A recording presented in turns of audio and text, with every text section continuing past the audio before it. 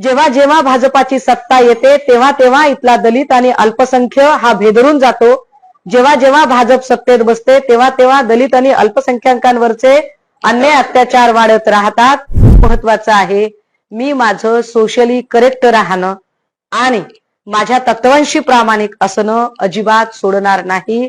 बाकी तुम्हाला माझा जीव घेण्याने जर वाटत असेल की हा आवाज बंद होईल तर धमकी देणारे किंवा हल्ला करण्याचा प्रयत्न करणाऱ्यांना एवढंच सांगेल की हा तुमचा भ्रम आहे। या भ्रमातनं शक्य तेवढं बाहेर या।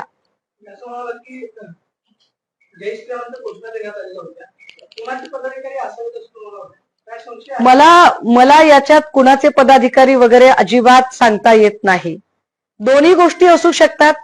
कदाचित त्या फ्लाईटला एखाद्या अधिवेशनाचा काळ आहे त्यामुळे त्याच फ्लाईटला कुणातरी एखाद्या बड्या नेत्याला सोडायला आलेली गाडी असू शकते किंवा मी जाणार आहे याची कल्पना तर अनेक लोकांना असू शकते त्यामुळे ती गाडी आधीही थांबलेली असू शकते। पांढऱ्या रंगाच्या इनोवा मधून आलेला माणूस ज्याच्या अंगावर पांढरा शर्ट होता, ज्याचं समोरून अर्ध टक्कल आहे, ज्याच्या डोक्यावरती गोलाकार कुंकाचा एक टिकला होता आणि जो खिशात हात घालून अत्यंत हसत हसत हसत तो थ्रेट देण्याचा प्रयत्न करत होता आणि जेव्हा मी अजिबात न बघता पुढे सरकले त्यावेळेला तो त्याची वेगात गाडी घेऊन गेला आणि त्याने जय श्रीरामची घोषणा दिली। त्याने जितक्या जोरात जय श्रीरामची घोषणा दिली त्याच्या दुप्पट आवाजाने मी जय भीम, जय संविधान, जय महाराष्ट्राची घोषणा दिली। हा कार्यकर्ता कुठल्या संघटनेचा, कुठल्या पक्षाचा यावर मी अजिबात भाष्य करू शकत नाही, परंतु माझी गृह खात्याला विनंती असेल की आपण निश्चितपणे एअरपोर्टचे सगळे सीसीटीव्ही फुटेज चेक करावे। एअरपोर्ट डिपार्चर गेट क्रमांक 1 जिकडे सिक्युरिटी गार्ड 2 बसलेले असतात, माझ्या डाव्या बाजूला असणारा सिक्युरिटी गार्ड, माझ्या उजव्या बाजूला असणारा सिक्युरिटी गार्ड, बाजूला असणारा एक पोल, त्या पोल जवळ थांबलेल्या ऍडव्होकेट स्मिता कांबळे, समोर थांबलेली 4 ते 5 त्या माणसासोबतचे लोक आणि तो माणूस, हे सगळं सीसीटीव्ही मध्ये नक्की दिसेल कारण ती गाडी पुढे जाऊन सुद्धा थांबली होती। ही पांढऱ्या रंगाची इनोवा। मला वाटतं सीसीटीव्ही फुटेज आता तरी गायब केले जाऊ नयेत। कोण आहे माणूस तुम्ही शोधा, मला माहित नाही तो कोण आहे। रवींद्र सिंगल यांच्याशी नागपूरच्या सीटशी तुम्ही काही बोलणं झालंय का? तुमचं पोलिसात काही तक्रार तुम्ही केली? मला फ्लाईटला उशीर होत होता।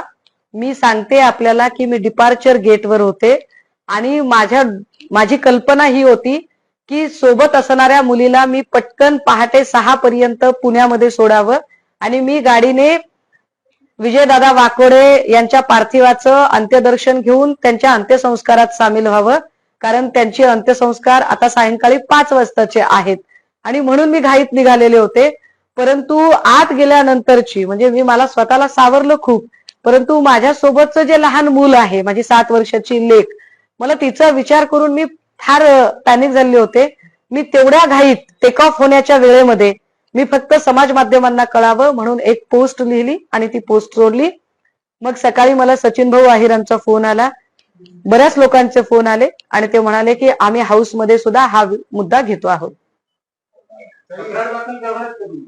हो, मी तक्रार आज इथून करणार आहे। मी तसं बोललीये। मला वकिलांनी सांगितलं की जरी घटना तिकडे घडली असली तरी इथल्या पोलीस स्टेशनला तक्रार दिल्यानंतर ती तिकडे वर्ग केली जाईल। परभणीच्या घटनेवरती प्रश्न आहे। बोला। राज्यामध्ये भाजपची सत्ता आली, फडणवीस जर पदावरती आले तर दलितावरती हल्ले आणि अत्याचार वाढतात असा आरोप आता सध्या केला जातोय। भीमा कोरेगावच्या दंगलीच्या संदर्भात सुद्धा त्यावेळी सुद्धा फडणवीस सत्तेवरती होते आणि आता परभणीची जी दंगल सुरू आहे त्यावेळी सुद्धा फडणवीस सत्तेवरती आहे।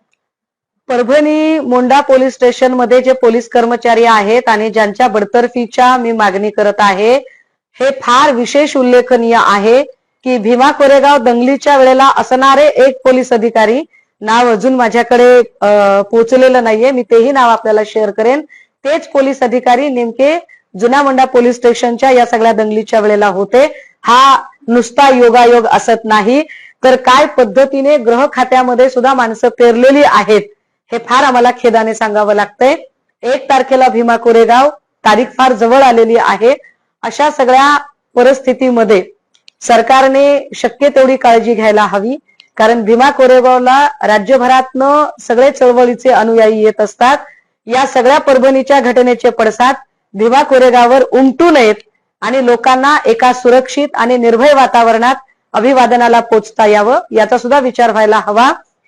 जेव्हा जेव्हा भाजपाची सत्ता येते तेव्हा तेव्हा इथला दलित आणि अल्पसंख्य हा भेदरून जातो. जेव्हा जेव्हा भाजप सत्तेत बसते तेव्हा तेव्हा दलित आणि अल्पसंख्याकांवरचे अन्याय अत्याचार वाढत राहतात.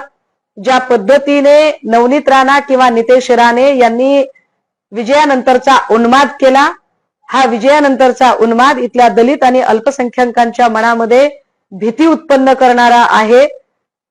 काय बोलू शकतो आम्ही? तरीही अशाच लोकांची मंत्रिमंडळात वर्णी आहे. तुम्ही बोलताना असं लोकप्रतिनिधींची नावं घेतली परभणीतल्या, त्याला मंत्रिमंडळ विस्ताराची पार्श्वभूमी काय होती? तुम्ही असं म्हणाला की माणसं त्याच्यामध्ये ठरवून घुसवण्यात आली. नक्की मग कोणाचे पदाधिकारी होते? मी पुन्हा एकदा रिपीट केलं पाहिजे की ज्या दिवशी हा बंद होता, नेमका त्याच ज्या दिवशी निषेध नोंदवायचा होता संविधान प्रतीच्या विकृतीचा, नेमका त्याच दिवशी बांगलादेशी हिंदूंच्या समर्थनार्थला सुद्धा बंद होता.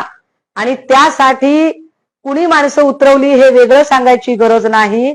नितेश राणेने हे अनेक ठिकाणी सोशल मीडियावर सुद्धा पोस्ट केलेल्या गोष्टी आहेत. त्यामुळे तिथे अचानक निळे गमछे घातलेले बाहेरचे लोक कसे काय आले? कारण ते लोक नाहीत, ते लोक परभणीतले नाहीत. आम्ही कित्येक व्हिडिओ कालपासून सोशल मीडियावर शेअर करत आहोत, टॅग करतोय आम्ही पोलीस महासंचालकांना वगैरे, की हे गमछे आले कुठून? अचानक तोडफोडीचं वातावरण कुठून सुरू झालं? मी पुन्हा एकदा सांगितलं पाहिजे, मेघना बोर्डीकर, रत्नाकर गुट्टे आणि इतर अजून निवडून आलेले लोक जे परभणीचे पालकमंत्रीपद किंवा मंत्रिपदासाठी इच्छुक असणारे लोक आहेत, या सगळ्याच लोकांनी एकमेकांवर कुरघोड्यांचं राजकारण